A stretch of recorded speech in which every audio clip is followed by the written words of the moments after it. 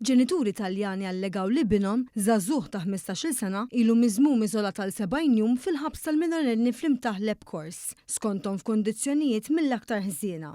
Minn dak li qalu Antonio Santoyema u Daniela Lorusso li l-Aġenzija tal-Aħbarijiet Taljana ANSA jirriżulta li t-tifel Flavio kien arrestat fil-25 ta' Mejju li għadda wara li nqabad b'materjal splussiv fl-iskola fejn kien jattendi f'pajjiżna.